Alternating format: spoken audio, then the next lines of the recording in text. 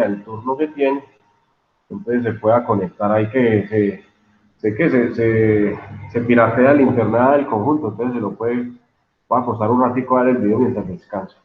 Bueno, entonces, rápidamente, bueno, les voy a compartir inicialmente la presentación para el día de hoy. Como les decía, entonces vamos a pasar hoy al segundo capítulo, vamos a trabajar el segundo bloque, que nos va a hacer referencia a cuál es la estructura que lleva o cuál es el modelo o la teoría, pues el método que debemos de desarrollar a la hora de resolver o a la hora de realizar una investigación. Entonces, básicamente, pues voy a hablar de esos elementos básicos y fundamentales que tenemos que considerar a la hora de hacer investigación.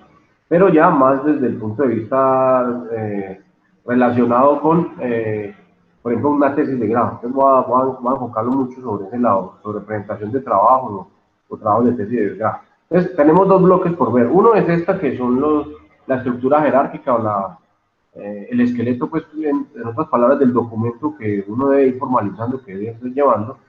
Y la segunda parte es las normas APA, que ya hemos hablado un poquito de ellas en otras asignaturas, pero vamos a profundizar un poco más en ellas, que es el estándar internacional para la elaboración de ese tipo de documentos. Esos son los dos temas que nos quedan de la asignatura. Vamos a redondear un poquitico y mencionar un poquitico el último capitulito, el último bloquecito más bien del primer capítulo, que era precisamente pues sobre lo de los enfoques de la investigación. Entonces, Néstor nos compartía su presentación o bueno, su videito sobre la hermenéutica. Teníamos la otra orilla del enfoque, o la otra orilla del río, pues por decirlo así, que es el positivismo, y sus actualizaciones al siglo anterior, que eran el neopositivismo y la teoría crítica. Entonces, la teoría crítica pues es la actualización de esa hermenéutica vista pues ya por los pensadores del siglo XX, finales o de mediados del siglo XX para acá, para adelante, y el neopositivismo pues igual, es la nueva postura o la mirada de los pensadores del siglo XX aplicada sobre el positivismo. Entonces, a grandes rasgos, pues una tendencia, un enfoque, una corriente o una de esas orillas de la que nos hablaba Néstor entonces en su video, que hace referencia a la hermenéutica, nos dice que la investigación tiene que estar completamente, o que debe partir, o debe estar ligada o relacionada con todo lo que tiene que ver con el ser humano, con el aspecto social. Entonces, llevarla a teorizar a partir de fórmulas matemáticas para ellos no es bien visto, que es el otro extremo, que es la otra orilla. Al otro lado tenemos a los positivistas, que todo lo quieren explicar o todo lo quieren argumentar desde el punto de vista metódico, matemático, lógico, lo que tiene que ver con las ciencias naturales. En el otro lado tiene que ver lo que tiene que ver con las ciencias sociales. Entonces, por el lado de la hermenéutica tenemos a la filosofía, tenemos a las ciencias sociales, todo lo que tiene que ver la antropología, todo lo que tiene pues, que ver con el estudio del ser humano, del ser.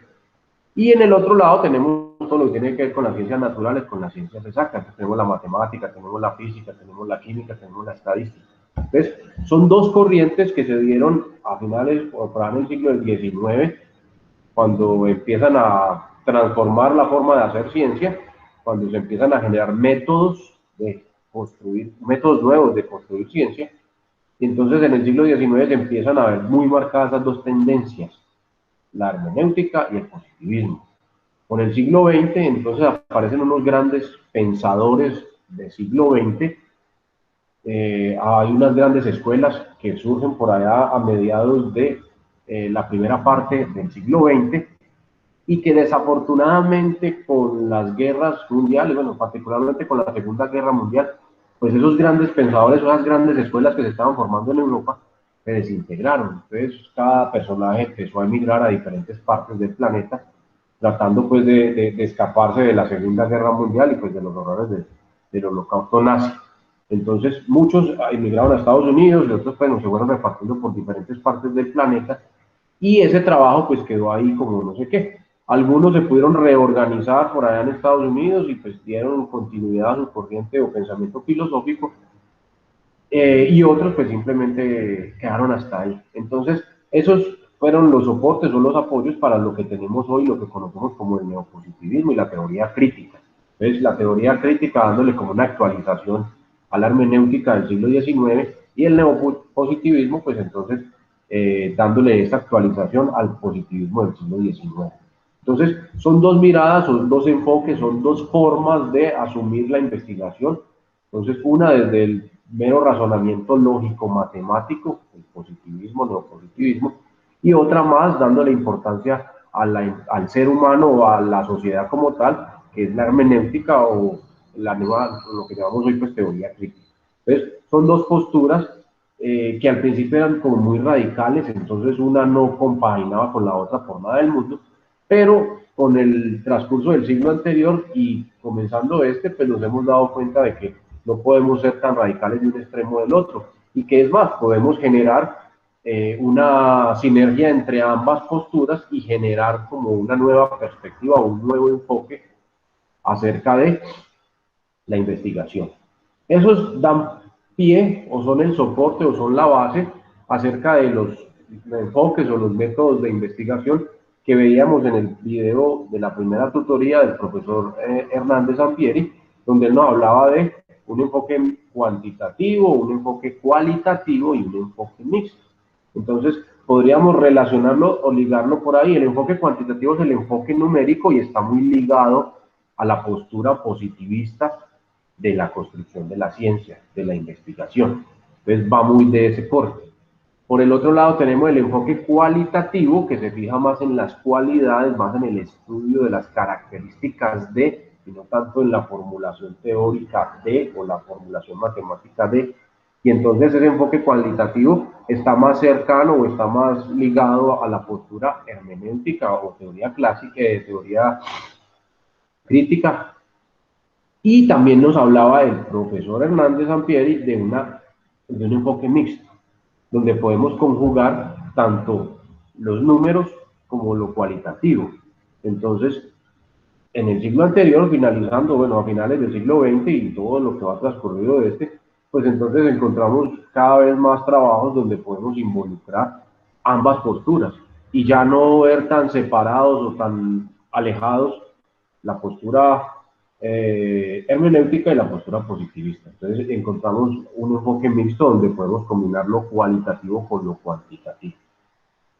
El siglo anterior estuvo marcado por grandes desarrollos tecnológicos y desde el punto de vista científico también las formas de construir ciencia y hacer investigación cambiaron. Hablamos incluso de nuevos pensamientos. El siglo pasado tuvo gran auge el desarrollo de la teoría sistémica, el pensamiento sistémico, el cual es el fundamento, la base, por ejemplo, para los ingenieros de sistemas. Entonces, ese pensamiento o esa postura o esa teoría, pues nos remonta a siglos atrás, donde el filósofo de la época veía el universo como un todo, como una sola cosa, y que lo que le afecte a uno de los elementos de ese universo, por necesidad, tendrá que afectar a todos los demás, porque todos hacen parte de un todo. Entonces, al principio, antes, siglos anteriores, los filósofos tenían esa mentalidad y tenían esa postura, lo que yo les decía anteriormente. Un filósofo era médico, era biólogo, era matemático, era geometra, era botánico, era de todos. Los filósofos de antes, o los científicos de antes, como los llamaban, eran los filósofos, y los filósofos manejaban las diferentes ramas como las conocemos hoy de la ciencia. Esos eran los toderos pues de la época. Por allá en el siglo XVII y siglo XVIII fue donde se hizo la división o la separación de los saberes. Y entonces donde aparece ya el botánico como botánico, donde aparece el físico como físico, el matemático como matemático. Y entonces ya se desdibuja mucho la función que tenía hasta ese momento el filósofo. Ya los filósofos de ahora pues se dedican simplemente al razonamiento o a la razón del ser, pues no más. Pero ya no tanto a construcción de ciencia desde todo tipo, desde todos los saberes. Entonces, con el pensamiento sistémico del siglo anterior, del siglo XX, entonces tratamos de retomar una parte de eso y de ver el mundo como un todo y de asumir el mundo como un todo. Y ese todo está conformado por una serie de elementos que interactúan entre sí y que si uno de esos elementos funciona mal, pues inherentemente tendrá que hacer que el resto del sistema funcione mal. Entonces es como la base o el fundamento de la teoría de sistemas. Es muy común, por ejemplo, hoy aplicarlo en la empresa, en una organización. La teoría sistémica funciona hoy por hoy, es vigente en las organizaciones. Entonces les pongo un ejemplo.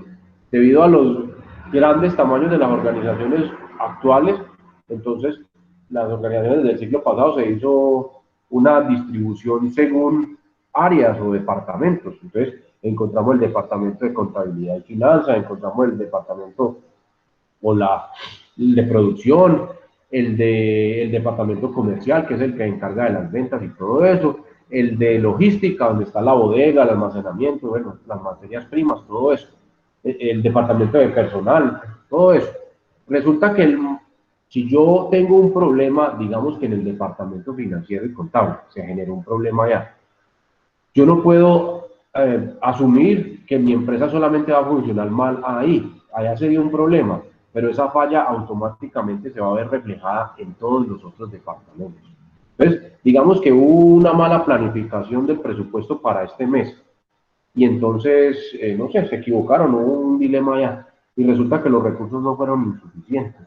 Entonces, ese problemita, pues por poner un ejemplo, va a afectar los demás departamentos de la empresa. Entonces, digamos que se acabó la plata y no podemos comprar materia prima. Entonces, por un lado va a afectar a producción, por otro lado va a afectar a las ventas. ¿Por qué? Porque es que no tengo producto disponible para ofrecer, para vender. Entonces, miren que una cosa que se da al interior de uno de los elementos de la organización inmediatamente se refleja, inmediatamente hace que otros elementos de la organización no funcionen como debían de estar funcionando o como estaba proyectado para que funcione. Entonces, la teoría de sistemas o de pensamiento sistémico nos hace ver la organización como un todo. Lógicamente, conformado, constituido por elementos o por piezas, por llamarlos así, que se relacionan entre ellas para lograr unos objetivos comunes. Entonces, el siglo anterior estuvo marcado sobre la última parte, la construcción de la ciencia y la investigación nos lleva por ese lado. Entonces, es como devolvernos o retomar un poquito los filósofos de antes que veían el mundo como un todo, porque es que los científicos del siglo XVIII para adelante empezaron a ver cada ciencia como una sola cosa, pero resulta que es que en el mundo físico está completamente relacionado con el mundo químico, por ejemplo. Yo puedo hablar en física de los átomos, pero resulta que cuando yo hablo de los átomos, inmediatamente tengo que estar ligado con la química, porque es que las características de los átomos, entonces desde el punto de vista químico, tienen muchas explicaciones a sus comportamientos, entonces yo no los puedo separar. Y a la vez esos dos con la biología, y entonces ya esa separación de los saberes, pues ya no se vuelve tan visible pues, como lo querían hacer ver, que era cada quien por su lado. Entonces, el siglo anterior estuvo marcado por los departamentos interdisciplinarios. Entonces, tenemos un montón de personas de diferentes áreas que trabajan en común para lograr unos objetivos. Entonces, lo podemos ver tranquilamente en cualquier empresa más o menos estructurada, donde tenemos, pues, donde se hacen las juntas o las reuniones, pues intervienen los representantes de cada una de las áreas o departamentos de la empresa. ¿Por qué? Porque es que un problema que afecte a un departamento automáticamente va a ver reflejado en los demás. Entonces, es un poquito esa dinámica que hemos tenido a lo largo de la historia en cuanto a la construcción de ciencia y de investigación y de desarrollo científico. Entonces, eso se ve directamente relacionado con estas posturas, esto que les estoy hablando. Entonces, tanto la hermenéutica como el positivismo, por allá, después del siglo XVIII, que fue que se hicieron todas las separaciones de las ciencias, de los saberes, entonces cobraron fuerza. Entonces, de un lado estaban los netamente matemáticos, lógicos, demostrativos y no sé qué, y en el otro lado estaban los sociólogos, antropólogos, filósofos que trataban de explicarlo más desde el punto de vista social, más desde el punto de vista del ser humano, y no tanto desde las explicaciones lógicas de la matemática o de la estadística o la física o la química. Y eso se ha visto reflejado con la forma como nos hemos ido comportando en los últimos años. Miren que estamos hablando pues del siglo pasado, siglo XX, y apenas estamos empezando el XXI. Entonces tengamos en cuenta esas posturas porque eso es lo que marca esto. Entonces, como para redondear un poquitico eso que tenían para presentar. Estoy pendiente del video de Alicia que dijo que mañana iba a poner a grabar y el video de Estefanía que todavía no lo hemos podido compartir. Pero ya, vamos a ver qué le hacemos a eso para reducir el tamaño. Este segundo bloque, como les dije ahorita, entonces vamos a ver cuál es la estructura, cuáles son esos pasos ¿Cuál es ese método que debemos de seguir para la construcción de una investigación o para la construcción de un trabajo o un proyecto de investigación? Entonces, inicialmente tenemos acá un esquema que me dice que la investigación puede ser pura, enfocada netamente a la consecución de nuevo conocimiento, vamos a generar nueva ciencia, vamos a construir ciencia, cuando hablo de investigaciones puras, o la investigación puede ser aplicada. Voy a coger o voy a retomar algo que está por ahí flotando en el ambiente y voy a aplicarlo en mi contexto a ver qué pasa. Entonces, ojo, tengan en cuenta, muchachos, yo puedo trabajar sobre algo que alguien ya haya hecho, siempre y cuando en mi contexto, pues ese trabajo no se haya ejecutado. Entonces, digamos, por ejemplo, vuelvo nuevamente y cito al gran filósofo, al gran científico colombiano que hasta hace unos cuantos añitos, pues era la insignia de Colombia, pero que desafortunadamente ahora está caído del piso, que era el señor Patarroyo. Él hizo su investigación y su desarrollo acá en Colombia, en el Amazonas. Y vuelvo y le cito, esa vacuna malaria solo funciona para esta parte del planeta, en otra parte no. Entonces otras personas cogieron eso que él había hecho y lo contextualizaron a otras regiones del planeta. Incluso fueron más allá y lograron generar una vacuna sintética que funciona en cualquier región del planeta. Entonces por eso el trabajo este año se quedó cortico, se quedó desafortunadamente muy cortico, sin hablar pues de las implicaciones que se pudieron haber presentado en su desarrollo. Entonces, la aplicación de algo que ya existe y yo lo puedo retomar y aplicarlo en otro contexto y generar o producir un proceso de investigación. Entonces, tenemos esos dos caminos. Tenemos aquí que esa investigación aplicada, que es la que normalmente nosotros hacemos, se puede encontrar de tres tipos o de tres clases. Una que es netamente histórica, entonces hacer un barrido histórico de qué se ha hecho en cuanto a ese tema de investigación que estoy haciendo. Entonces es una especie de, lo llaman estado del arte, que se ha hecho hasta el día de hoy, hasta la fecha, sobre lo que yo quiero investigar. Entonces yo, no sé, voy a hablar de, en general, de la gripa, pero de la peste que estamos sufriendo ahora, del SARS, no sé qué, bueno, COVID, no sé cómo. Entonces, si quiero hacer una investigación histórica, lo que voy a hacer es un barrido histórico desde hoy hasta los primeros indicios que tengamos acerca de el COVID. Entonces, ese es un tipo de investigación que podemos encontrar. Normalmente le denominan o lo llaman de forma genérica estado del arte.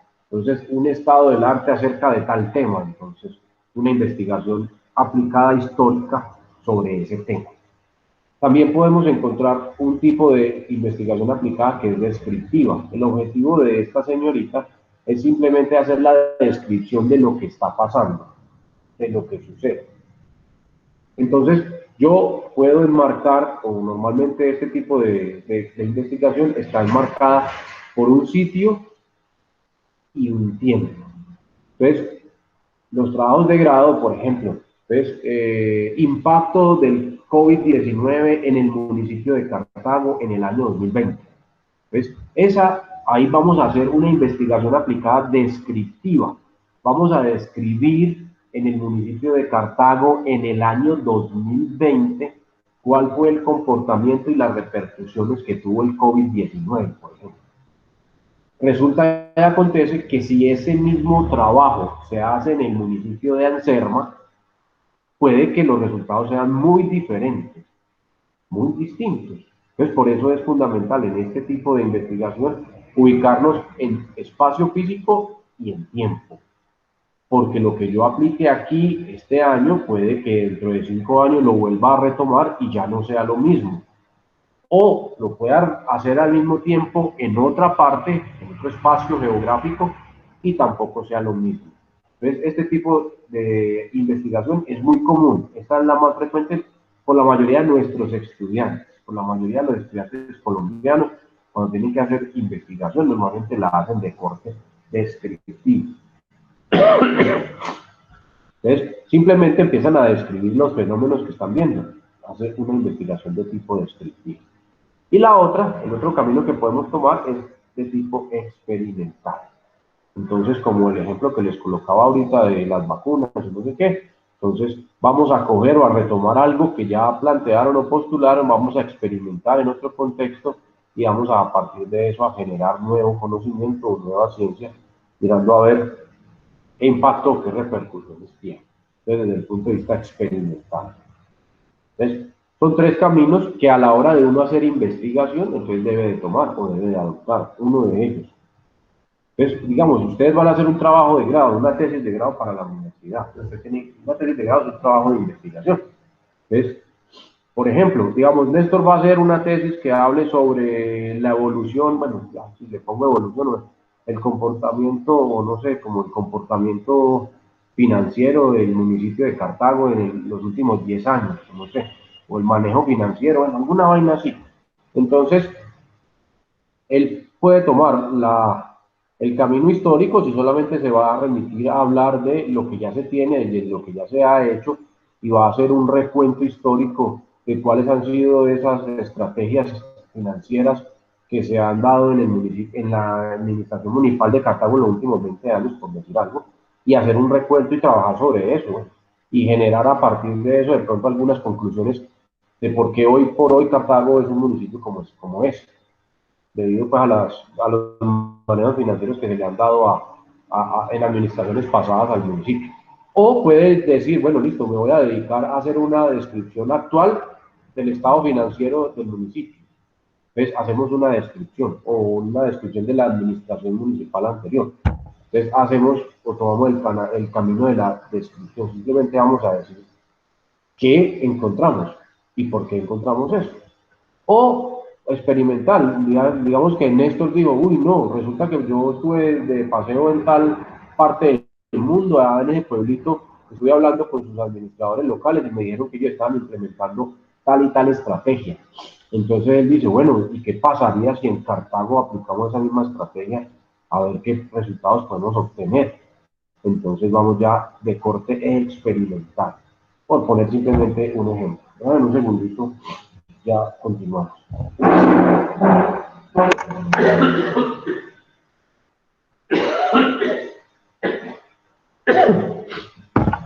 Ay, Dios mío, esta no me quiere dejar, no me abandonar. Esto, ¿por qué nos pegaste? A mí me quedó el todo, hermano. Me como más Es que bravo. eso fue un virus de red. Eso sí, un virus informático, ya lo vi. Eso es Bueno, COVID de red.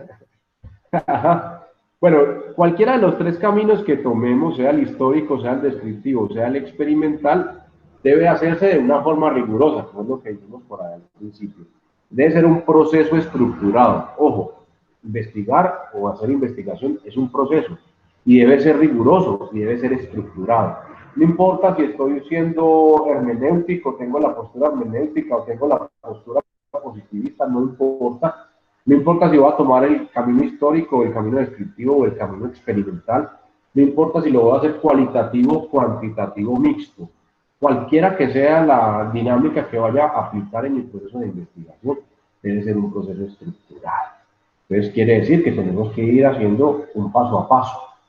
Y cualquiera de los caminos mencionados, pues entonces me va a marcar un paso a seguir. Entonces por acá me dicen que ese proceso inicia en cualquiera por la elección de un tema de investigación. Entonces, ese es ese es el punto de partida a la hora de realizar investigación. Tenemos que seleccionar un tema, el tema de investigación. Y todos esos caminos, no importa cuál de las estrategias haya tomado, deben de conducir a finalizar con un informe de resultados. No importa, ojo, no importa si es positivista, si es hermenéutico, no importa si es cuantitativo, cualitativo, si es mixto, no importa si mi aplicación fue histórica o descriptiva o experimental. Siempre vamos a terminar con un informe de resultados. Este es el documento, en otras palabras, este es el documento. Y para muchos estudiantes, desafortunadamente, en nuestro país, la construcción o elaboración de un trabajo de investigación se queda muchas veces, muchísimas veces en este paso, en el paso final, que es la construcción del informe de los resultados.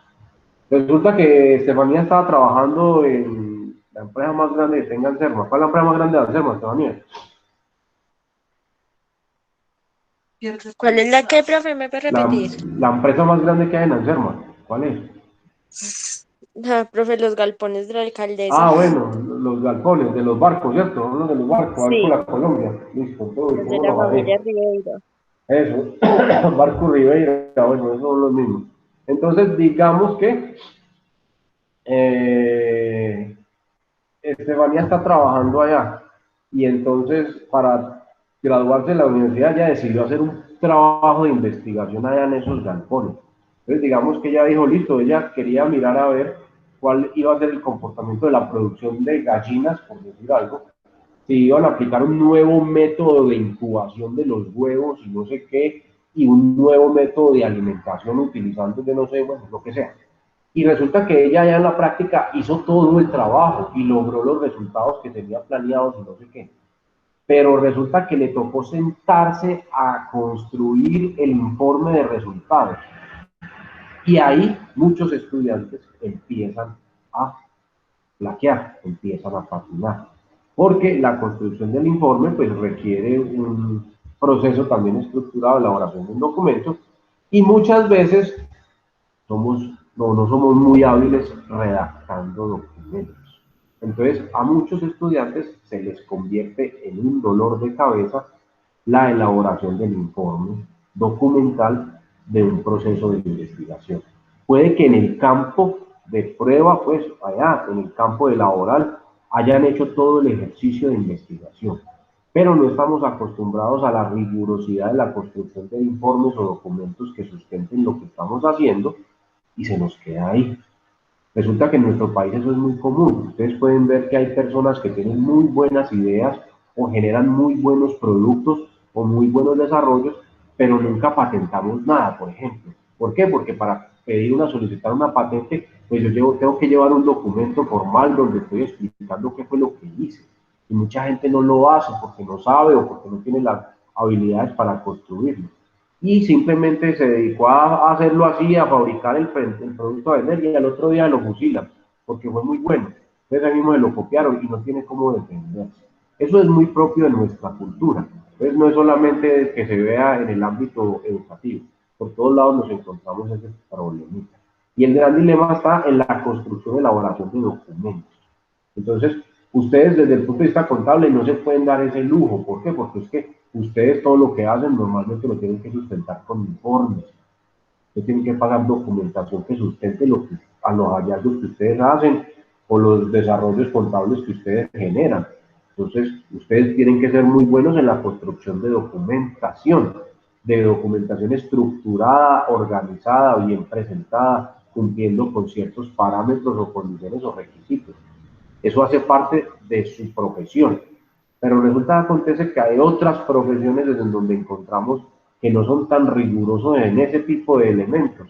Y entonces a la hora de construir un documento, empiezan a patinar, empiezan a tener muchos problemas o a presentarse muchos inconvenientes. Entonces, pues particularmente, por ejemplo, en esto que ya está acostumbrado a la constitución y elaboración de informes y documentos formales para presentar a entonces pues no creo que tenga mucho inconveniente en la elaboración, en la construcción de un documento. Pero hay otros profesionales que se les vuelve muy difícil. Ejemplo, lo digo pues por el caso cercano que yo tengo con los ingenieros. Los ingenieros son muy buenos generando ideas y llevándolas a la realidad, a la práctica, creando software de aplicación que genera y resuelve, que resuelve problemas. Pero cuando uno les dice, bueno muchachos, eso hay que documentarlo, tenemos que ir a registrar, a patentar esa vaina. Y usted tiene que documentar, porque es que el software lo hizo usted, pero se lo va a vender a una empresa. Y la empresa le va a comprar todo.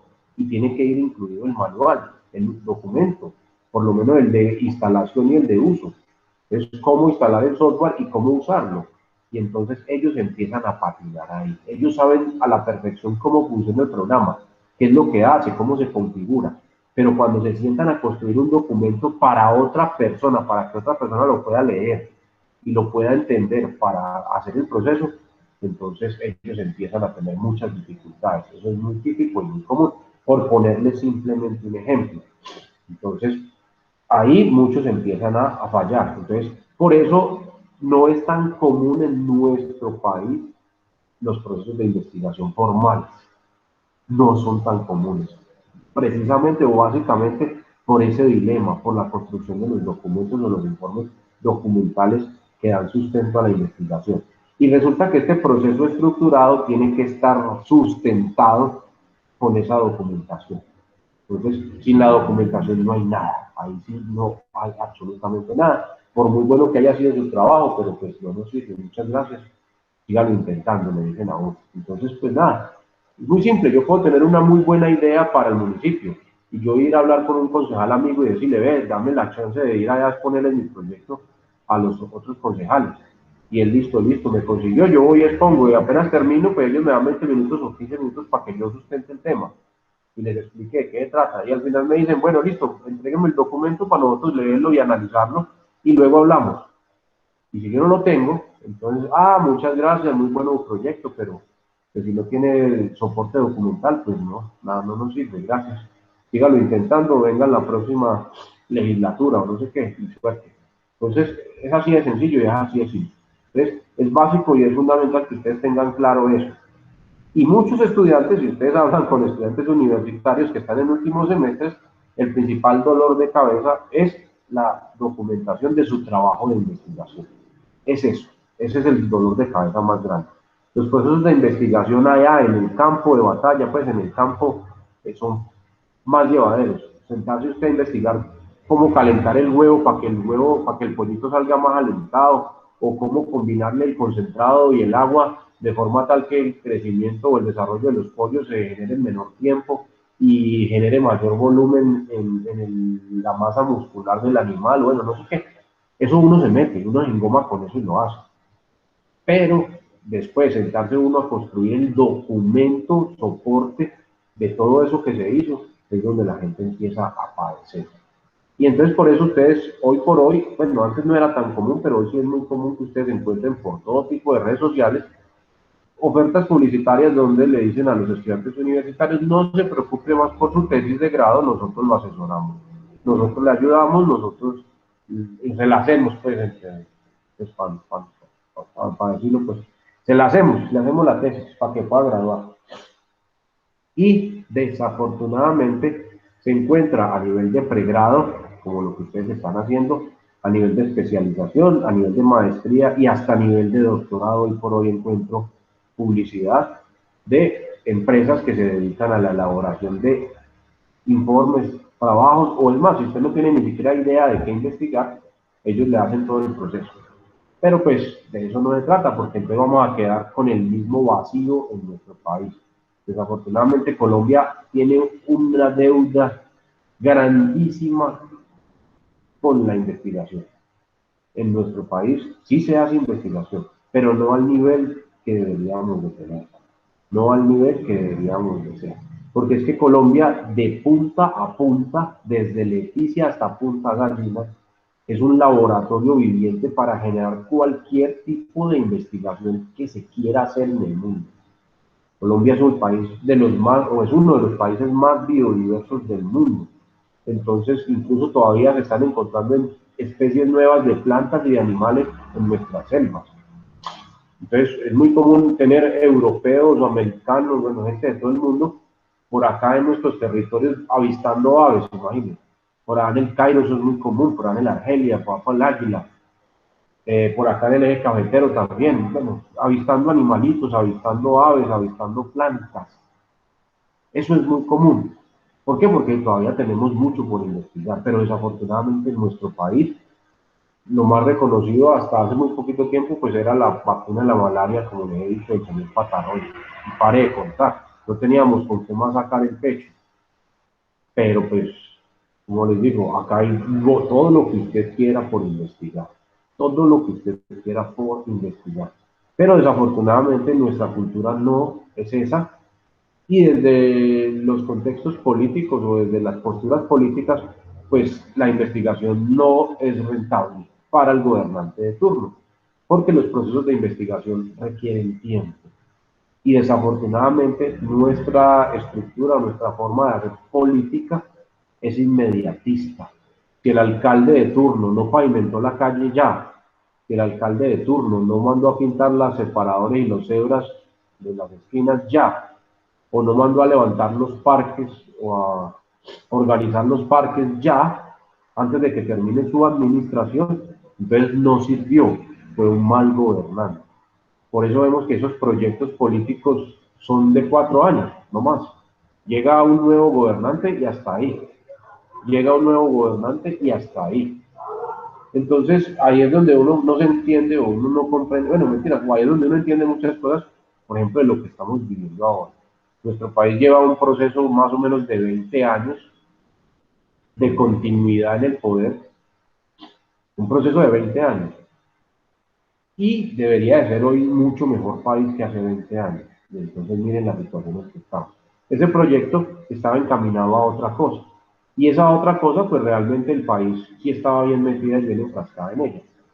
Desafortunadamente, sí, no, si la postura hubiera sido otra, si se hubiera podido hacer un proyecto de país, por ejemplo, a 20 años, ahora estaríamos recogiendo los frutos de eso. Pero miren los frutos que estamos cosechando en este momento. Entonces, desde el punto de vista político, si no hay apoyo, si no hay forma de hacerlo, pues ellos no lo apoyan. Si ustedes miran los presupuestos que tiene el Ministerio de Ciencia, que se lo crearon pues ahora, porque ya antes había, lo habían quitado, ahora y lo colocaron, pues los recursos destinados a ciencia e investigación en nuestro país son muy poquitos. Y realmente es otra forma de que el país produzca ingresos.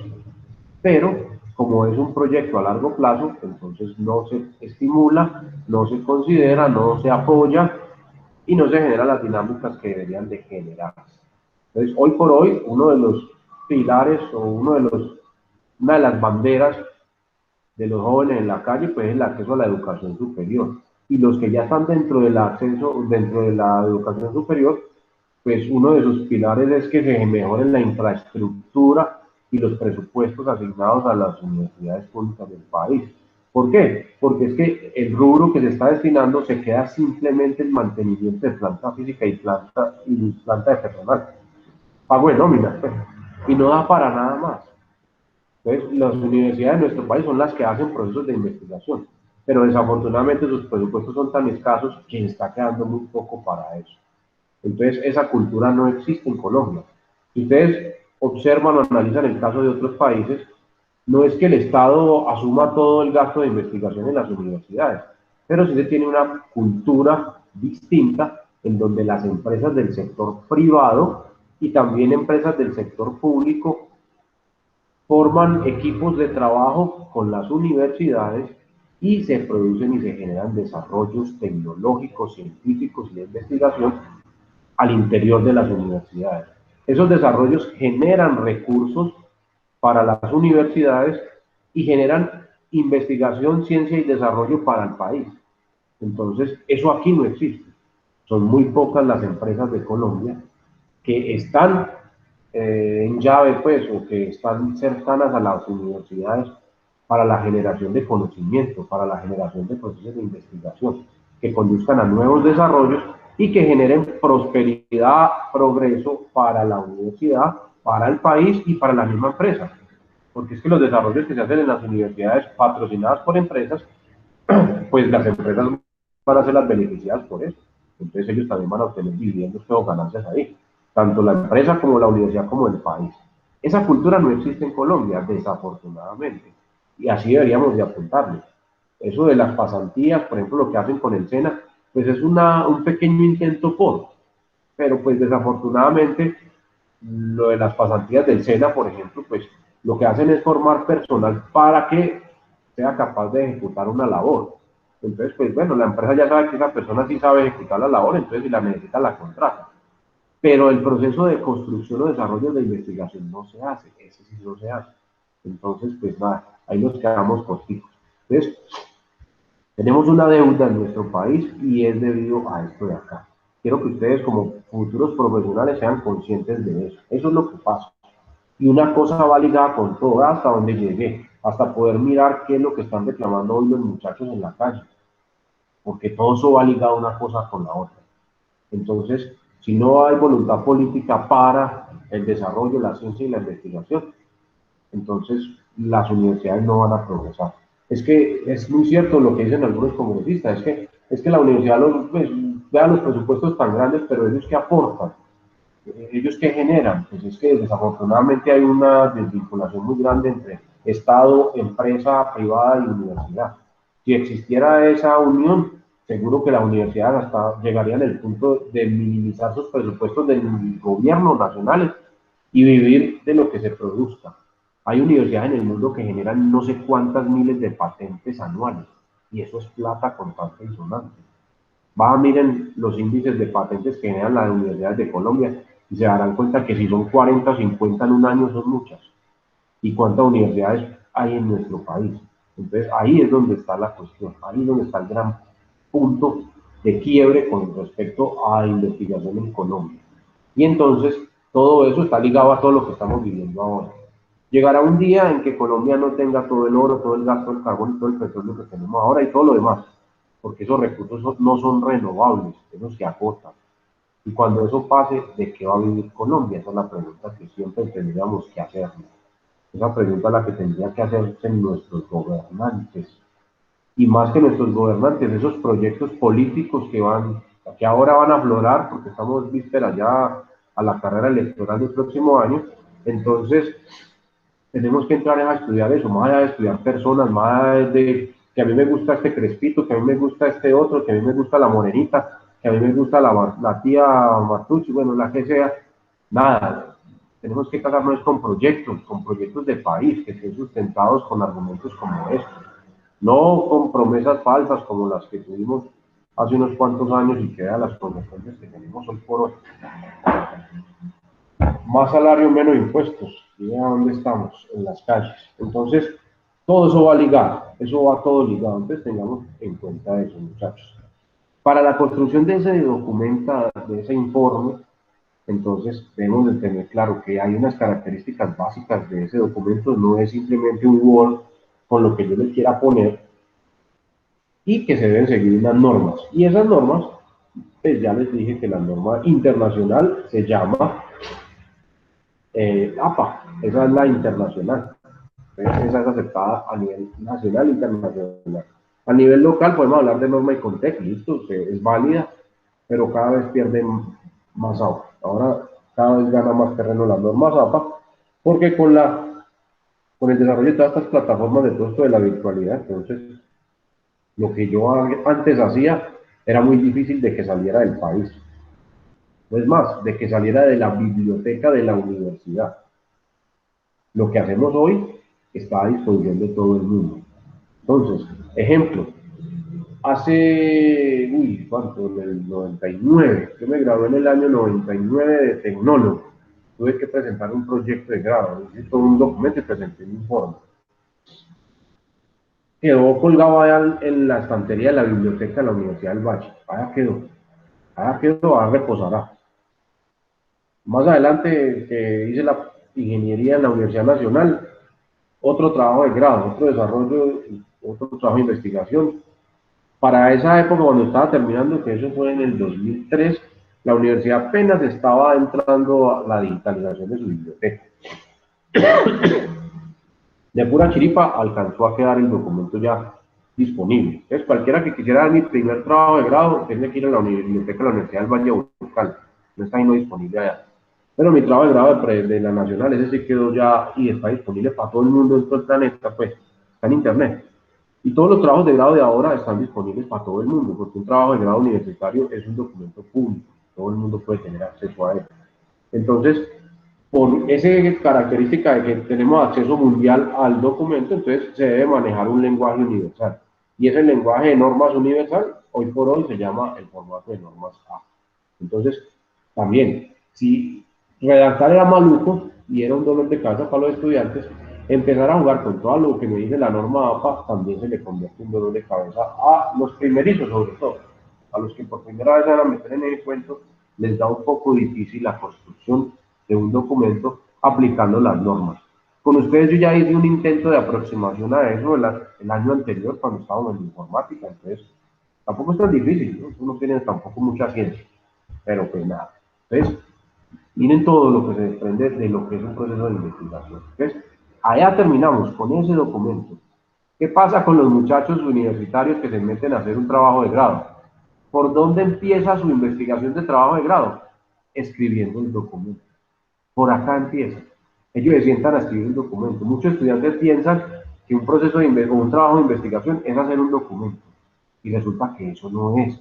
Eso es la última etapa dentro del proceso. Hay que hacer otro montón de cosas. Yo primero tengo que ubicarme, tengo que coger o seleccionar por dónde me voy a meter, qué tipo de postura voy a tomar, qué tipo de investigación voy a hacer, cuál enfoque voy a utilizar. Y ya después de haber hecho todo ese recorrido, ahí sí, bueno, ¿sobre qué es que quiero investigar? Ah, bueno, listo. Y ahora sí, hagamos el proceso y al final vamos a elaborar un informe con los resultados. Pero muchos se sientan a escribir el documento o el informe final sin haber hecho nada. Entonces, ¿qué van a escribir? No tienen nada para escribir y por eso es que se quedan ahí. Entonces, pilas pues con eso. Esta teoría del método de la que cual nos ocupamos hoy fija los procesos que se desarrollan dentro de la investigación. Esta es la que marca ese camino. Entonces, ya les dije que tenemos por acá un enfoque, un camino, una ruta histórica o una ruta descriptiva o una ruta experimental. Entonces, la descriptiva es la interpretación de lo que está pasando, la histórica es el recuento histórico, trabajos anteriores, experiencia pasada, y la experimental pues es atreverse a aplicar lo que ya existe o a generar nuevas posturas y aplicarlas, hacerlas, llevarlas a la práctica pues como tal. Y dentro de esa teoría del método, entonces nos lleva por, primero, seleccionar o elegir un tema. Yo no puedo hacer investigación si no tengo claro sobre qué voy a investigar. El segundo paso, la segunda etapa dentro de esa teoría o dentro de este método es delimitación del tema. Yo puedo decir, bueno, yo quiero investigar sobre el COVID-19. Ya escogí el tema. Ah, listo. Pero resulta que ese tema es muy amplio. Primero encuentran la inmunidad total en el planeta antes de que yo acabe de investigar sobre el COVID-19. Entonces, pues no, tengo que delimitar el tema. Yo quiero entonces saber cuál ha sido el comportamiento del virus en el municipio de Cartago. Ah, bueno, listo, eso ya yo lo pasé. Estoy delimitando el tema. Me estoy centrando en el virus y cuál ha sido su comportamiento en Cartago. Más allá, digamos que en el año 2020, porque el comportamiento del 2020 es muy diferente al del 2021 del mismo virus. Estoy hablando del virus, no de las repercusiones económicas, sociales, ambientales, bueno, lo que sea. Serían otros temas de investigación. Entonces yo podría decir, el año pasado, por ejemplo, que estuvimos encerrados. Entonces, ¿cuáles fueron las repercusiones del fenómeno de pandemia en el medio ambiente del municipio de Cartago? Cuando ya no circulaban motos y carros, donde ya respiramos un aire completamente diferente al que estamos respirando ahora nuevamente, donde se escuchaban a todas horas del día los pajaritos cantando por ahí en la calle y bueno, un montón de cosas, donde veíamos unos atardeceres de otros colores, bueno, de todo, unos amaneceres de otros colores, y hasta el clima era más fresco. Ahora otra vez volvió el calor brutal. El año pasado estaba más fresco el clima. Entonces, yo podría hablar de eso, y ahí estoy hablando del COVID, pero estoy delimitando. Entonces, el impacto sobre el medio ambiente en el municipio de Cartago en el año 2000, debido al fenómeno de pandemia. Estoy delimitando. Si yo solamente digo, no, yo quiero hablar sobre el COVID-19, bueno, listo. Empiece y mire a ver cuándo termina hablar del COVID-19. Pues de eso se trata la segunda etapa, que es la delimitación del tema. Entonces, aquí ya voy puliendo acerca de qué es lo que quiero investigar. Otro gran problema cuando los estudiantes colombianos se enfrentan a investigación. Sí, yo quiero, investiguemos entonces a ver qué pasa sobre tal cosa. ¿Pero qué? No, yo quiero de eso, sí, del COVID, hablemos del COVID. Bueno, listo, ¿pero qué? ¿Qué específicamente qué quiere abordar del COVID? No, del COVID, hablemos del COVID. No, bueno, usted empieza a hablar pues del COVID, a ver cuándo termina. Entonces, por eso es que también se vuelven unos trabajos de grado interminables, porque como no tuvieron clara la delimitación del tema, se pueden quedar toda la vida hablando del mismo. La tercera etapa se llama el problema de estudio. Aquí tenemos que definir claramente cuál es la problemática que vamos a estudiar, la justificación del por qué vamos a hacer ese proceso de investigación. Tenemos que generar unos objetivos, qué es lo que queremos, hacia dónde apuntamos. Todo eso hace parte de este problema de estudio y marcamos también, anexamos un marco referencial, un marco teórico que soporte el problema de estudio. Entonces, lo que les digo, ahí de ese problema de estudio se genera claramente cuáles van a ser las estrategias que vamos a utilizar para afrontar la problemática. Esos son los objetivos, que sería la cuarta etapa, la elaboración o construcción de un marco teórico que soporte el problema de investigación. Definir cuál es la metodología de trabajo que vamos a utilizar, cuál es la metodología de trabajo que vamos a utilizar dentro de nuestro proceso de investigación y finalmente la construcción y elaboración de informe. Este es el último paso. Y muchos arrancan por la construcción de informes, yo no sé por qué, sin tener claro todo esto. Entonces, no, pero es que yo ya voy a acabar el documento. Y entonces uno le empieza a preguntar por los objetivos. No, es que se los escribo después. Y yo le digo, ¿cómo hace usted para escribir un informe si no tiene claro qué es lo que va a hacer? Entonces, ¿qué es lo que está escribiendo acá? Ah, profe, ¿cómo así? Sí, así de simple. Si usted no tiene claro qué es lo que va a hacer, eso es lo que me dicen los objetivos. Entonces, ¿usted cómo va a redactar un informe donde me cuente qué es lo que hizo? Si usted no sabe qué es lo que va a hacer. Si usted no tiene claro qué es lo que va, cuál es el problema que va a afrontar, que va a investigar, no lo tiene claro, entonces usted cómo me va a hablar en ese informe del problema, si usted mismo no tiene claro sobre eso. No, eso lo escribimos después, todavía. Tiene que primero tener claridad sobre todo esto, para ahí sí poderse escribir, poderse sentar a escribir. Entonces, muchas veces lo hacemos al revés. Nuevamente le reitero, muchas veces pensamos que un trabajo de investigación es sentarse a hacer un documento o a redactar un documento. Y resulta que es el último paso, es la última etapa, la redacción de los documentos. Es por acá la última. Que yo puedo ir, a medida que voy pasando cada uno de estos, ir documentando, claro que sí. Cosa que cuando llegue aquí ya tenga todo esto documentado. Profe, yo ya escogí mi tema, listo, escríbalo. Profe, yo ya lo delimité, tengo claro específicamente sobre ese tema, sobre qué quiero investigar. Listo, escríbalo. Profe, yo ya tengo definido el problema de estudio completamente, ya tengo una justificación, ya tengo una razón de por qué quiero estudiarlo, ya tengo planteado unos objetivos o unas estrategias que voy a utilizar para abordar ese problema. Ya incluso generé una hipótesis de una posible solución a ese problema. Vaya escribiéndolo. ¿Por qué? Porque es que en el informe tiene que aparecer todo eso. Cuando llega acá al marco teórico, pero yo ya hice un barrido por las bibliotecas y saqué como los elementos más importantes teóricos que hablan del problema que yo voy a tratar. Listo, téngalos ahí. ¿Por qué? Porque eso los va a necesitar incluir dentro del informe.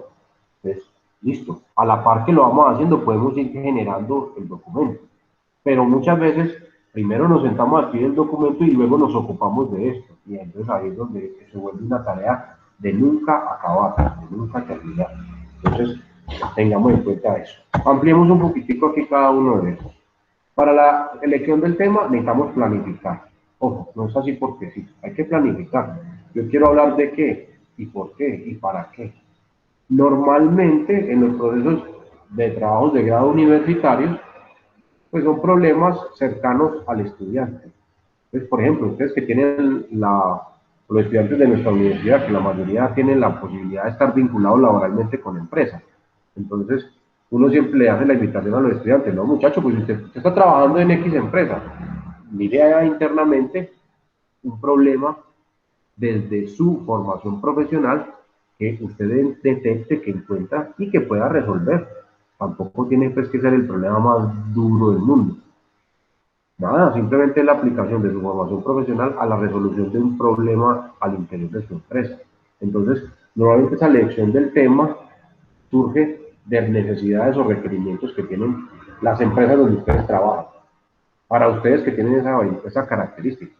Para un estudiante de pregrado de una universidad normal, pues digamos de una universidad que va de lunes a viernes a clases todos los días, pues esos pelados no trabajan, entonces para ellos es más difícil de pronto identificar un tema de estudio.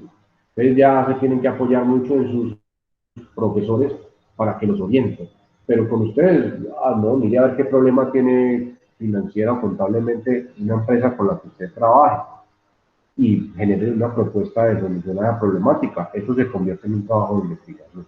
Entonces, normalmente la elección del tema pues depende de la persona que la va a hacer, en dónde está parada, dónde está ubicada, y pues tenemos que planearlo. Eso no es así nomás porque sí.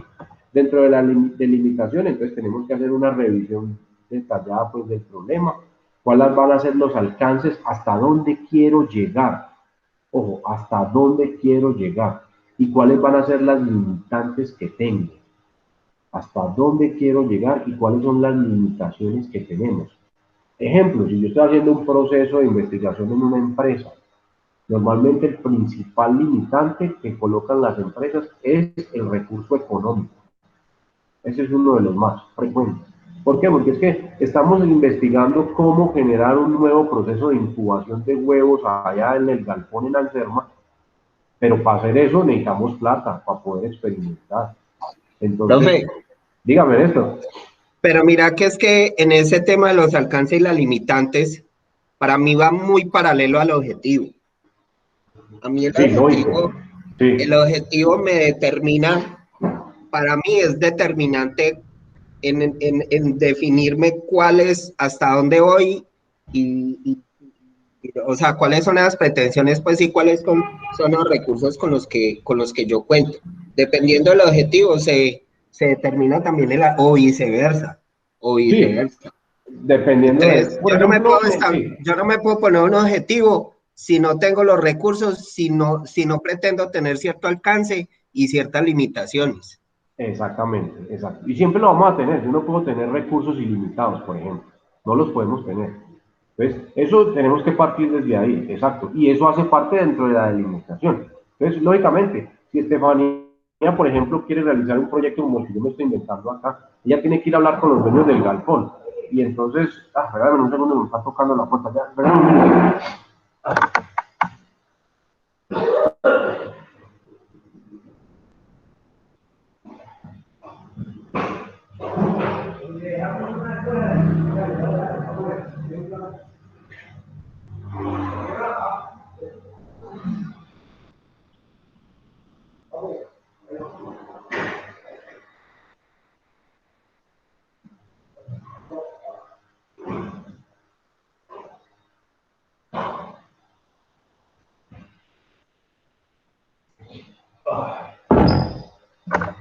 Listo, ya volví. Entonces les decía, si por ejemplo Estefanía fuera a hacer un proyecto como ese que me estoy inventando con los pollos, pues lógicamente ella tiene que sentar a charlar con los dueños del galpón. Y entonces ahí van a surgir ese tipo de elementos. Entonces lo que nos está mencionando Néstor, claro, entonces ahí uno va a decir el jefe, bueno, nosotros la queremos apoyar, Estefanía, está bien, pero solo contamos con un presupuesto para eso de tanta plata. Entonces, claro, ya obvio, entonces ahí ya empezamos a generar al limitar. Ahí empezamos a identificarlas. Y lógicamente esas limitantes tienen que estar directamente relacionadas con los objetivos.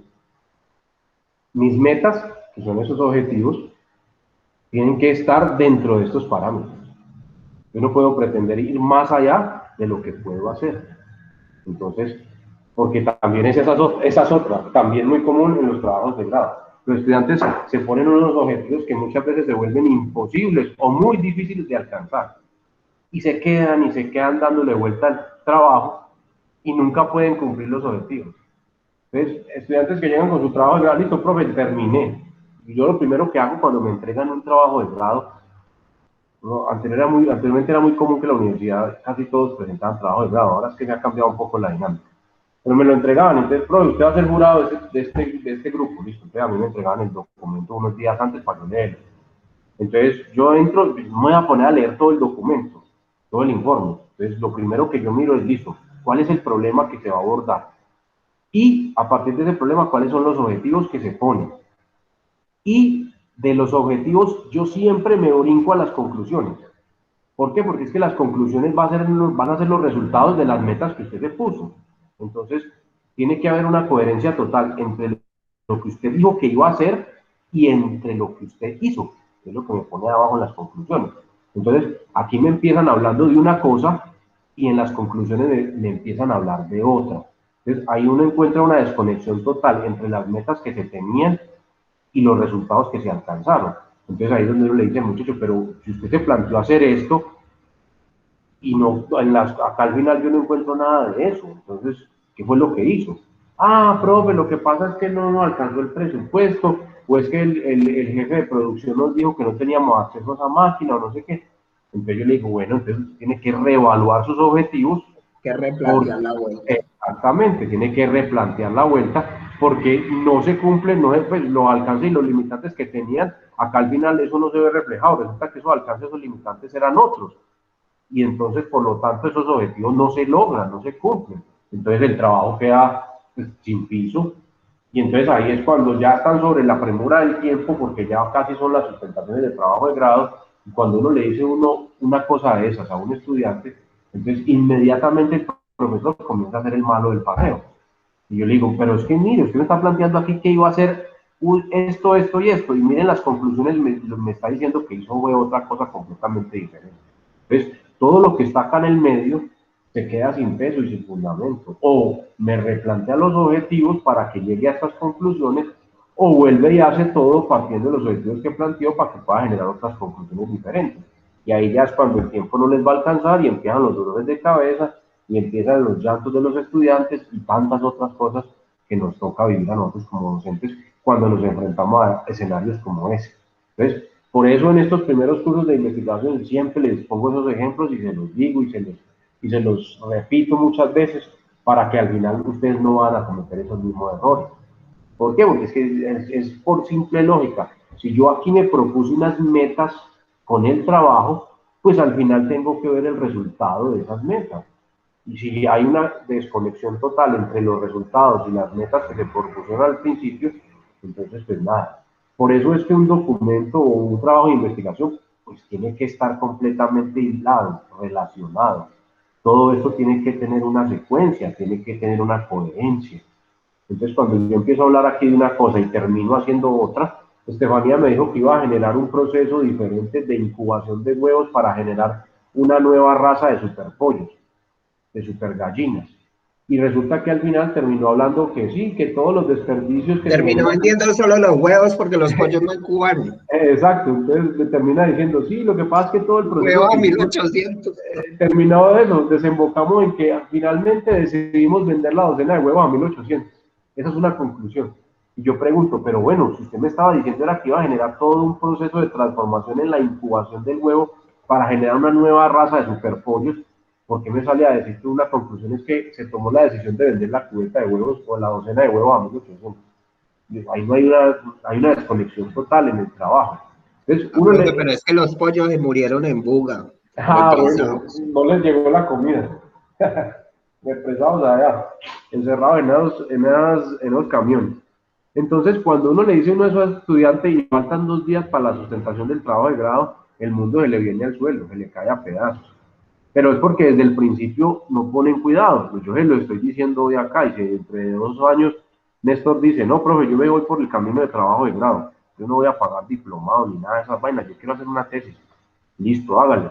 Y me sale con una cosa de esas, y yo le digo, Néstor, acuérdese ese día que estábamos hablando de los superpollos de Estefanía allá en Anserma. Ah, sí, profe, yo no tuve en cuenta eso. Y ahí Ay, no hay profe, tiempo de vea, llorar, ahí no hay tiempo de aprove- llorar.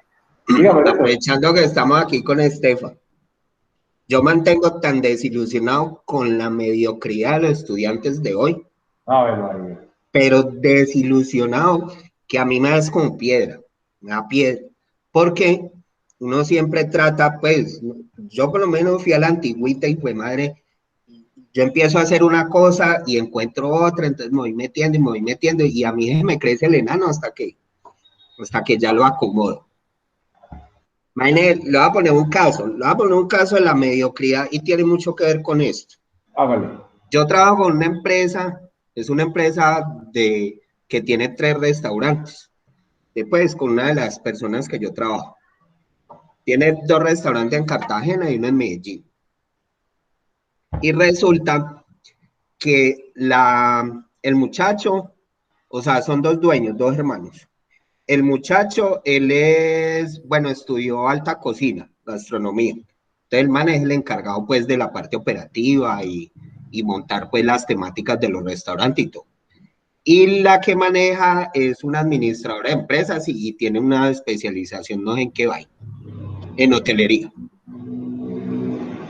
Y yo desde que entré, obviamente la empresa ya estaba funcionando, en la empresa nunca ha habido políticas contables.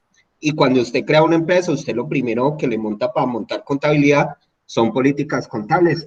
Y tiene todo que ver con esto. Por eso yo le decía, usted no puede definir alcance y límite y tener en cuenta objetivos, Ajá, sí, porque no. la teoría del método se aplica para usted montar sus políticas, estimaciones, mediciones, alcances, Ujú, límites, todo. medición subjetiva, medición posterior. Yo, perdón, yo la hubiera podido montar, entonces no las he montado y no las he querido montar, porque me dio piedra lo que me respondieron. Mm. Les dije, necesito que me pasen los objetivos, la misión y la visión de la empresa. La administradora de empresas especialista en alta gerencia, hotelería y turismo, me dice que búsquese unas por internet y las pega. Ah, ay, ay, ay. Entonces yo le dije, doctora, perdón, Ay, ay, ay. usted qué me está diciendo, usted qué me está diciendo a mí. Usted me está diciendo, ustedes crearon una empresa y que ustedes no saben de aquí a 10, 20 años ¿Cuál ustedes es el norte de la empresa? ¿Para dónde es que van? exactamente. No tienen una visión, no tienen una misión, no tienen Ay, unos ay, objetivos ay. específicos, no tienen nada ahí sobre el papel, una No, actas de constitución. un paréntesis ahí, Néstor. Debido a esas situaciones es muy común en nuestro país, por eso muchas empresas en nuestro país fracasan. Así los emprendimientos sean muy buenos, tengan muy buenas ideas. Puede que el pelado que coordine sea muy bueno y tenga muy buenas ideas operativamente hablando, pero en la constitución de la empresa, si tienen una falencia tan grande como esa y no saben para dónde van, están jodidos. Quiero el paréntesis, sigan esto. No, profe, y entonces yo le dije, no, a mí me da mucha pena, pues yo no voy a hacer eso, porque es que hoy o mañana va a haber alguien, yo hoy o mañana no puedo dejar de trabajar con ustedes, el que llegue y revise unas políticas con esa misión y esa visión, entonces ya Ajá, les va a decir, ese man que estaba ahí sentado, eso es una porquería. exactamente. Eso es una porquería y o sea, yo no soy profesional ni nada de esas vainas, pero si yo me doy el lujo de llevar una contabilidad sin ser contador, es porque me lo he ganado. Ujú. Entonces, y es una pelada y tiene 25 años, está recién graduadita. Y Ya salirme vale, con una cosa de esas, la conclusión de eso, Néstor, el problema de nuestra nueva generación, ahí está metida Estefanía, no es sé, como cuestión ahí de está metida. idiosincrasia. No, lo que pasa es que la cultura de los pelados de ahora es el inmediatismo. Ellos quieren todo ya, sin importar cómo se hace, ¿sí me entienden? Entonces se acostumbraron a eso, a copiar y pegar o a buscar en internet copiar y pegar y listo. Eso es muy común cuando estoy revisando los trabajos de grado. ¿Por qué? Porque es que lo primero que yo tengo que hacerle, bueno, después de que pasó ese primer filtro que les acabo de decir, yo me doy la tarea de coger y de mirar textos que me parecen muy importantes dentro del documento y mirar que efectivamente la persona que hizo el trabajo es el autor de eso. Y con mucha frecuencia yo voy porque tenemos herramientas que nos permiten detectar plagio en documentos de texto. Llevo, nada, es que ni cuáles herramientas. Voy a Google y copio un párrafo de un trabajo de grado y lo pego en Google. Ahí me aparece todo el documento completo de donde lo No, copiaron y lo profe, y pegaron. no eso, o sea, es mi propia empresa, ja, pues Claro, puta, obvio. no me, perdón, Ah, yo, venga, y la muchacha es la hermana, pues la socia, la no, ¿cómo es? dueña, Ah, claro, no, no, no jodas. Entonces estamos en mal. yo me esmero porque, mejor dicho, eso me queda una berraquera. Claro, y no, y más si ella es la dueña, ¿cómo no va a tener claro para dónde va su negocio? ¿Y cómo Ah, no va a tomar el tiempo de sentarse a escribirlo? ¿Qué es lo pero que le ellos cuento quieren? que, sobre todo ella que ella es la estudiada, pues, en la parte Claro, sí, administrativa, y toda la vaina, exactamente. me saca unas piedras. Sí, no, esa parte es muy dolorosa. ¿Por qué? Porque es que desafortunadamente nuestra nueva generación se acostumbró a la inmediatez. Y lógicamente que para yo construir un objetivo, una misión, un horizonte de empresa, tengo que tomarme un tiempo, tengo que pensarlo. Pues, O yo sea, cómo me voy a y ver. eso es un ejemplo, eso es un ejemplo Sí, de los procedimientos. ajá. Eso es un Imagínate eso, ejemplo, y más de allá ahí que para puede arriba haber. el manejo administrativo es por el mismo estilo. Exactamente. Eso da, si nomás eso, ¿Qué quiero yo con mi empresa? ¿Para dónde quiero llegar? ¿Hacia dónde voy? No lo tengo claro, entonces de ahí para arriba en el resto del proceso administrativo, ¿qué puedo esperar en mi empresa? Es muy duro, es muy tenaz eso, muy tenaz. Entonces, en últimas, ¿cuál se vuelve la función de uno? Uno no es ni planeador, porque en este momento la principal función del contador en este momento es planeación tributaria, cómo ayudar a no pagar tanto A impuesto. no Ese pagar es tanto el tributo, sí, principal objetivo. Pero entonces ajá, ya deja uno, abandona uno esa planeación tributaria por estar tapándole las embarradas. muy duro, pues sí, porque, uy, no, no, no. Y desafortunadamente, sí, ese ejemplo que pone Néstor es muy común, es muy típico, es muy cotidiano. Y no, en todas las áreas, en todas las áreas. Entonces, por eso el llamado, por eso la reiteración. Ustedes se van a encontrar durante su formación profesional diferentes asignaturas que van a hablar sobre investigación. Cada uno de los pasos, cada una de las etapas. ¿Por qué? Porque es un proceso estructurado y riguroso que nos da pereza. Nada. ¿Por qué? Porque nos volvimos inmediatistas, nos da pereza. La reflexión o la comparación que hace Néstor al principio de su comentario es que yo voy a la antigüita, sí, antes existía la rigurosidad. ¿Por qué? Porque es que a nosotros nos tocó ir a una biblioteca, pedir un libro, sentarnos en la mesa de la biblioteca, tomar apuntes porque no nos dejaban llevar el libro y cuando eso no había fotocopiadora o si la había era un lujo. Entonces, esa rigurosidad nos generó esos procesos de los pelados de ahora se conectan a internet, se meten a Google, buscan tal cosa, lo copian, lo pegan y se acabó el problema. Anteriormente a nosotros los procesos eran diferentes. Entonces, eso se ve reflejado ahora en todas las áreas, en todos los campos. Pero ahí es donde viene la reflexión que también hace Néstor al principio. Nada, es que esos estudiantes que son muy, así como él los llama o los describe, no, nada, soy estudiante y yo estoy estudiando es para progresar, soy yo. Si yo voy a montar una empresa, si es mía, lo que yo quiero es que mi empresa progrese. ¿Cómo me va a dar el lujo de hacer una cosa de esa? Peor aún, ¿cómo le voy a decir a uno de mis empleados que haga eso? Eso no tiene sentido, eso no tiene presentación, definitivamente. Estamos mal. Eso es lo que tenemos que reevaluarnos, lo que tenemos que replantear. Estefanía, esta jovencita que apenas va arrancando, va teniendo en cuenta todas las experiencias que les van contando acá. Eso que le está contando Néstor, eso es vital y fundamental. Porque más adelante usted va a estar metida para una empresa y se va a encontrar cosas como estas. Y usted tiene que tomar una decisión, Estefanía. O yo me voy por el camino fácil, lo que le dijo la patrona Néstor que hiciera, o tomo postura y digo, no, un momento, eso no tenemos por qué hacerlo, mucho menos que usted me lo venga a decir. Y así algún día podremos salir de los grandes dilemas que tiene el país.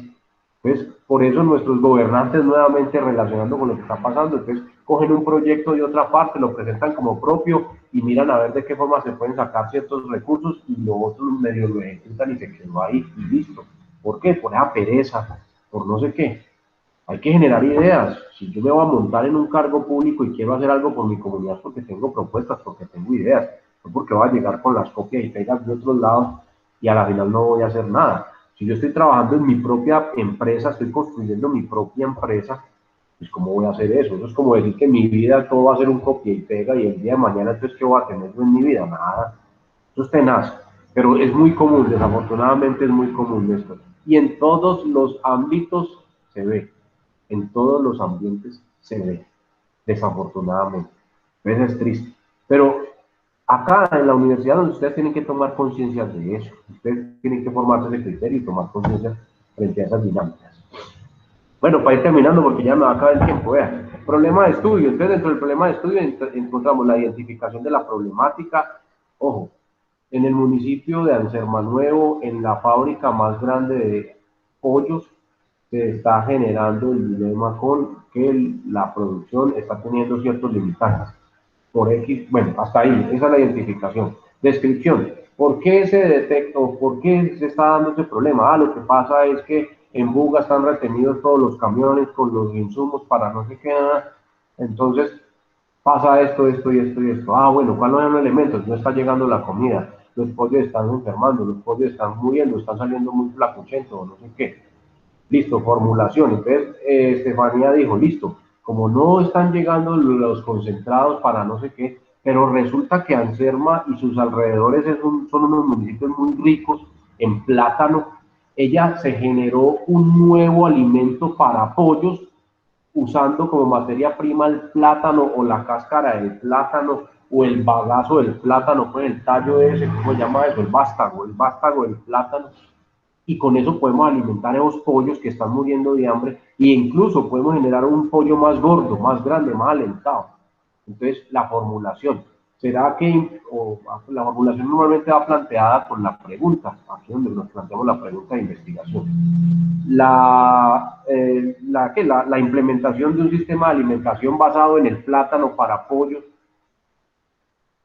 produce mejores resultados que con el concentrado tradicional a base de maíz y soya.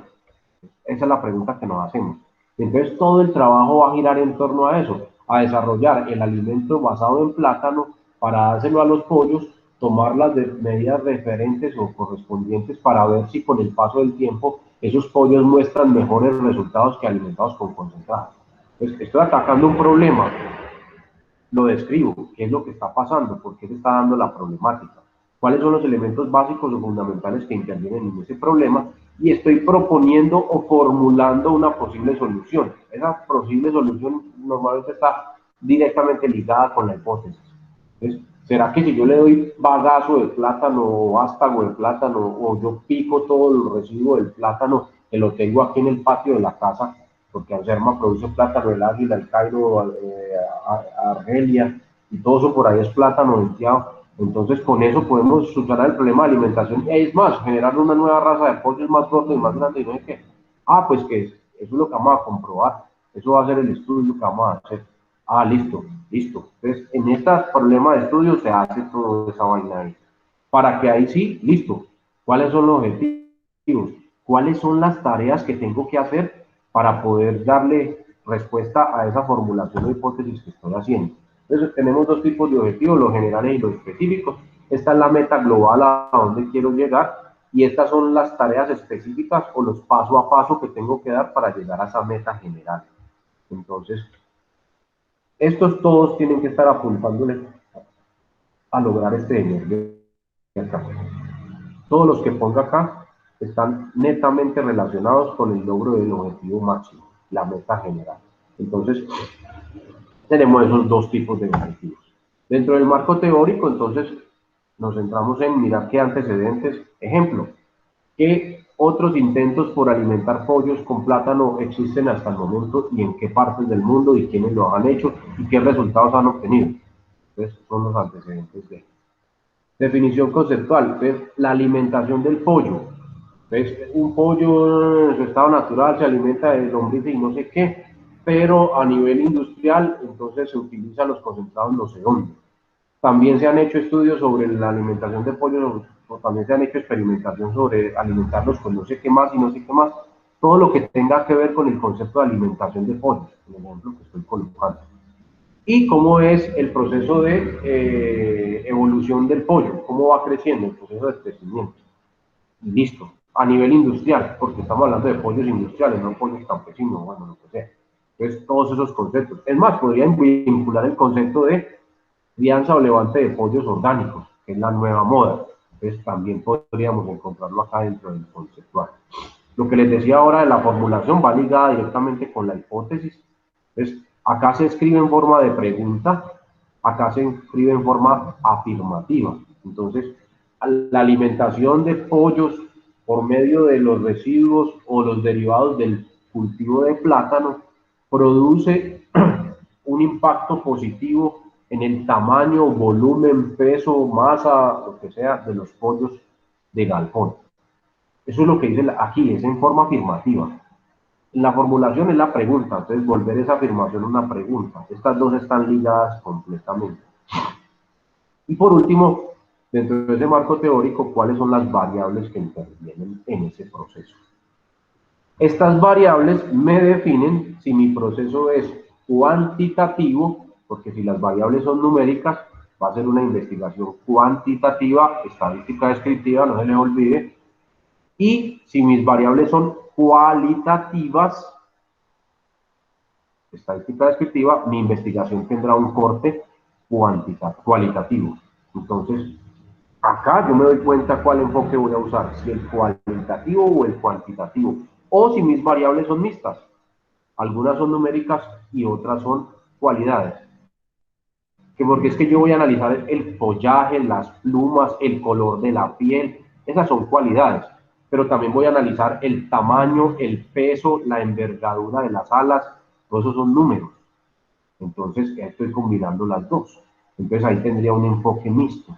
Entonces, estas variables me definen o me determinan cuál es el enfoque de investigación que voy a utilizar, si es cualitativo, cuantitativo o mixto.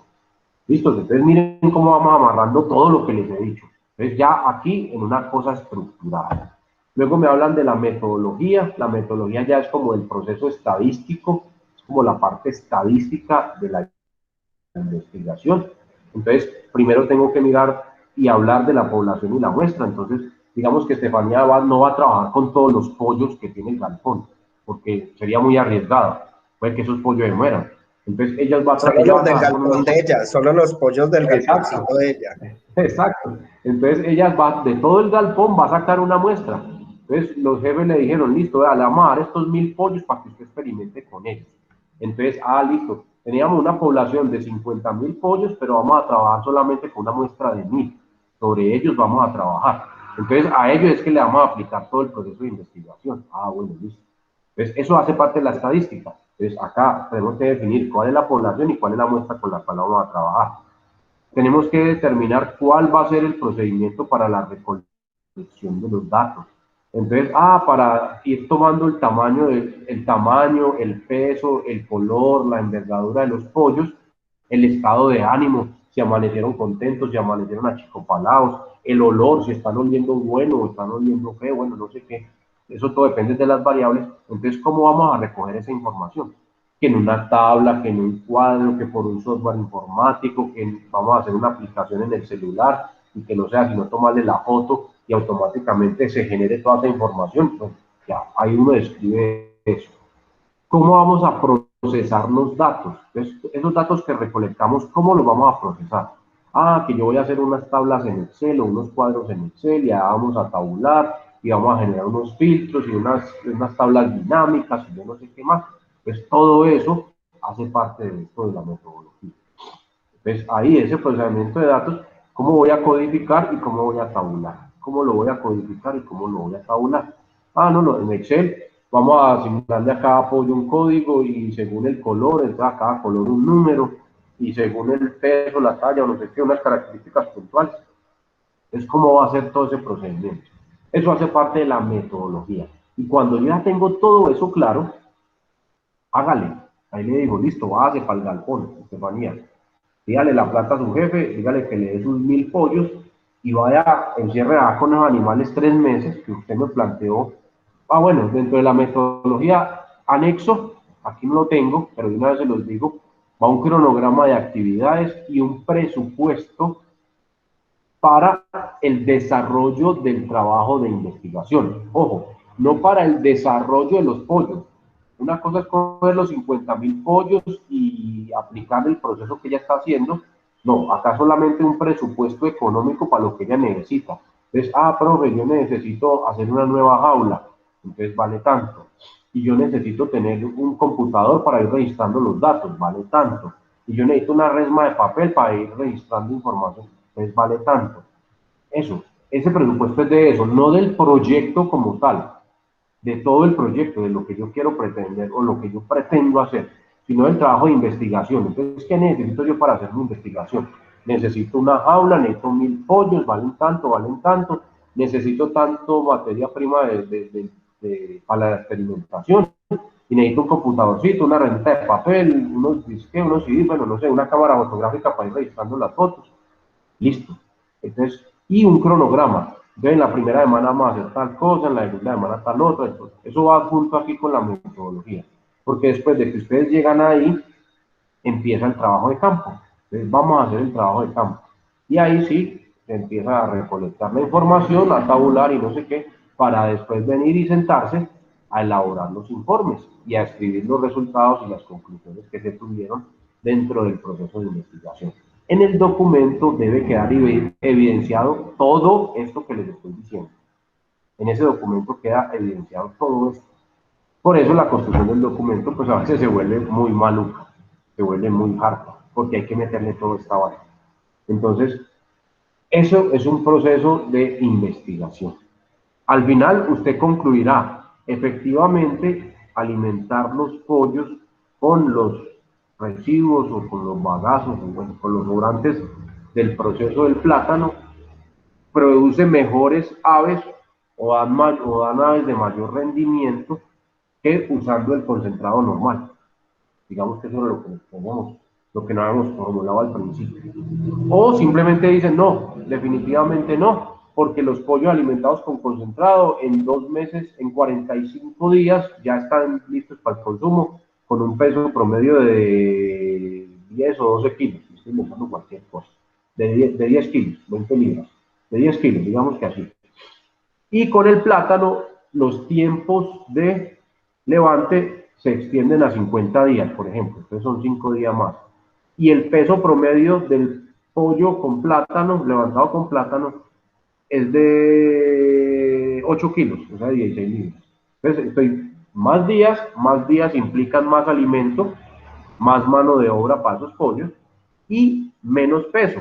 Quiere decir que a la hora de venderlo puede obtener menos beneficios por ese pollo. Entonces, ahí se cae todo el sustento. Ah, listo, ¿no? Entonces, en conclusión, el alimento basado con los sobrantes o los residuos del proceso del plátano no es viable o no es recomendable. ¿Por qué? Por esto, por esto, por esto. Y usted empieza a comparar ahí. O al contrario, puede que el escenario sea diferente. Entonces usted dice su sustenta. Entonces se llegó a la conclusión de que efectivamente la hipótesis planteada es verdadera. Alimentar los pollos con plátano es más rentable para la empresa, al galpón, porque los pollos se levantan en menos tiempo y generan una utilidad mayor porque su peso es mayor que alimentados con concentrado. Me estoy inventando cualquier cosa. Entonces, esas son las conclusiones. Y miren que todo lo que he dicho de ese ejemplo que me inventé ahí está amarrado y relacionado. Y todo el rato he hablado de lo mismo. No me he salido de lo que estoy hablando. Entonces, eso es un proceso normal de investigación. Lo que pasa es que a veces no lo tenemos claro, no tenemos como el horizonte de qué es lo que tenemos que hacer y por eso en el camino nos perdemos.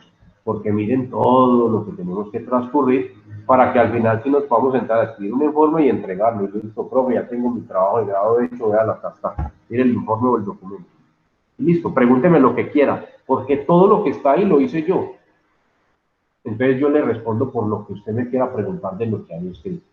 Es muy duro cuando un estudiante de para frente a una mesa de jurados a sustentar un tema que supuestamente lleva un tiempo investigando y uno hace una pregunta respecto al tema y no tiene ni idea cómo responder.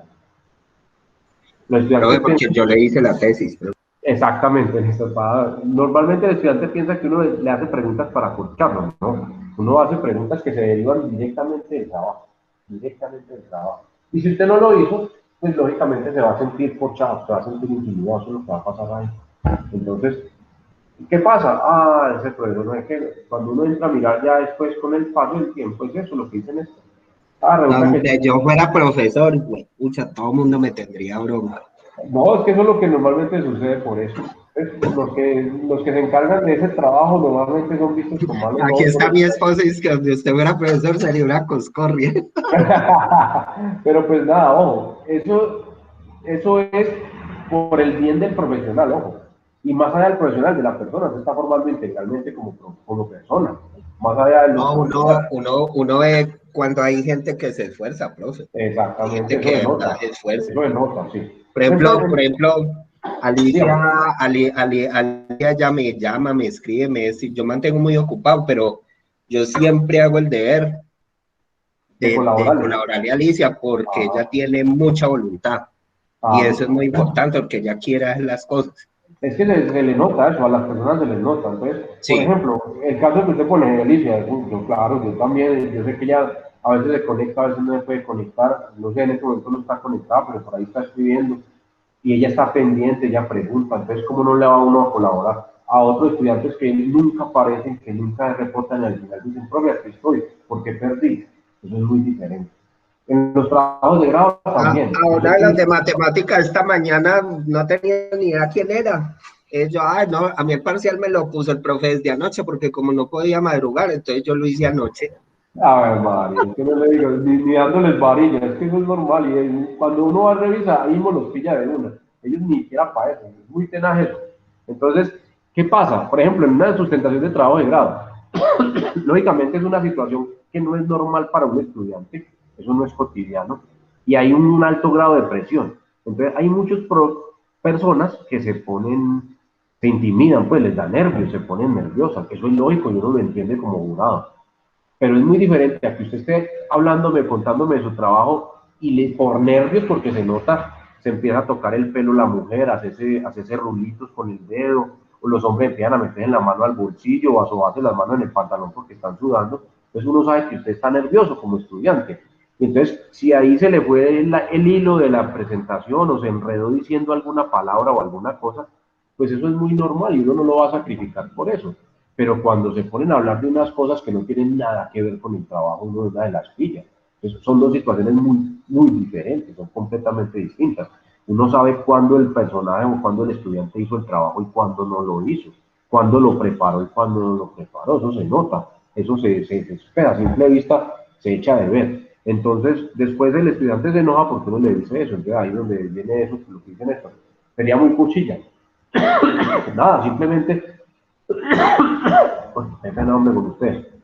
Son recomendaciones o sugerencias que uno les hace porque después de que se vayan de la universidad, se enfrentan a algo como eso y van a decir que es que uno como profesor fue muy madre, uno nunca los presionó, uno, mejor dicho, y salen a hablar pestes de la universidad de uno como profesor porque les daba la oportunidad, porque les daba el chance, porque nunca les dijo nada, nada. Yo les digo a ustedes las cosas como son. Pues así como les dije esta mañana, pues el examen es de usted para que usted mismo mire si sabe o no sabe. Si usted lo quiere copiar, pues ya es problema suyo y engañe usted ahí sigue regalando la plata. Y yo no voy a pagar un semestre de 1,5 millones de pesos para ir a hacer copia, pues para ir a engañarme a mí mismo. Eso no tiene ningún sentido. Ahí sí pues ya es responsabilidad de cada uno. Entonces es igual en un trabajo de grado a la hora de hacer una cosa de esta. Que si usted verá si usted mismo le paga a alguien para poderse graduar, usted lo que necesita el cartón y ahí sí responder como le respondió la jefe a Néstor, copie eso de internet porque no tiene la forma de hacerlo. Y entonces de ahí se desprenden todos los demás problemas que pueda tener la empresa. Pues ya ahí sí es ética profesional de cada personaje. Cuando usted se va a la universidad, pues es ya usted contra el mundo. Ahí sí ya no hay nada más que hacer. ¿A quién va a engañar? Va a engañar a sus jefes. Ahí sí pasa lo que dicen esto. Entonces yo engaño a mis jefes. Por quedar muy bien, voy, copio y pego y la pongo y me invento lo demás. Y cuando yo ya no esté, viene otro que sepa del cuento y va a decir, vea, qué porquería ese contador que usted tenía. ¿Cómo le va a hacer una cosa de esta? Y el jefe de una va a decir, uy, sí, ese Néstor era lo peor, o esa Estefanía era lo peor. ¿Cómo va a ser eso? Y que toda una profesional, vea. ¿Y cómo me va a salir con eso? Entonces, ahí es donde está eso. Y eso es lo que tenemos que cambiar. Eso es el pensar, pues, la cultura, el pensamiento, eso es lo que tenemos que cambiar. Así me demore un poquito más, no importa, pues que para eso estoy estudiando lo que me gusta, supuestamente. Si a usted no le gusta la contabilidad, si usted no puede dedicarle un tiempo, lo que dicen esto, yo me mantengo muy ocupado. ¿Por qué? Porque tiene un montón de cosas, trabajan lo que les gusta hacer.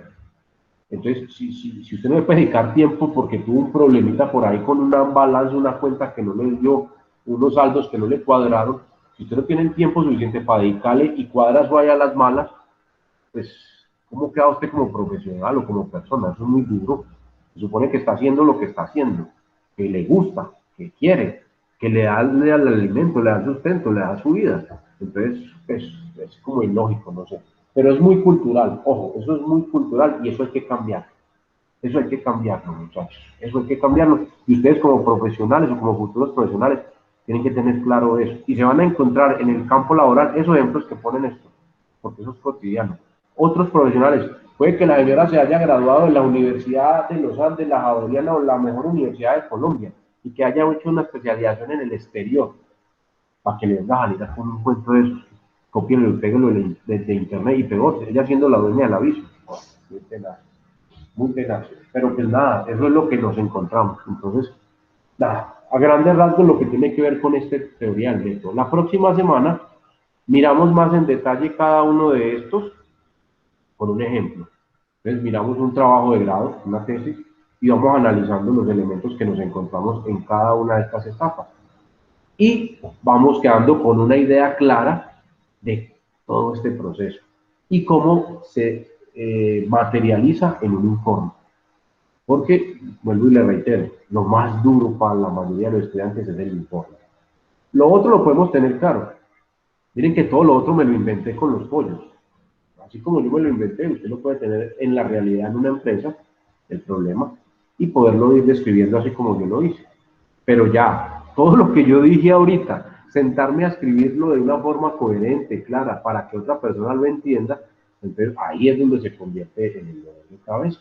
Porque toda la carreta que yo dije, entonces, bueno, pues yo no puedo decirlo en las palabras o en los términos como lo dije ahí, pero ustedes me entendieron. Pero para poderlo escribir en un documento tengo que usar un lenguaje más formal, usar coherencia, usar hilación, usar todas las herramientas de la gramática de la lengua española que tenemos disponibles para poder hacerlo. Entonces ahí es donde a muchos les da lidia, les da trabajo. Pero pues tenemos que acostumbrarnos a hacerlo porque eso hace parte de nuestro ejercicio profesional. Ojo, yo soy docente y yo tengo que presentar documentos escritos, ustedes no imaginan cuántos. Desde el sector público nomás, por poner un ejemplo. Cada año yo como docente del área de matemáticas tengo que generar el proyecto de aula o el plan de aula de matemáticas. Y por periodo tengo que generar un informe de qué es lo que voy a hacer. Y es un documento oficial y es un documento estructurado que tiene que cumplir con muchos de estos pautas que estoy montando acá. Y que tengo que relacionar el contexto de mis estudiantes dentro de una descripción para poder generar unos objetivos y poder generar o proponer unas metodologías de enseñanza para. Lo mismo pasa con ustedes. Al principio de semestre yo les presento unos documentos.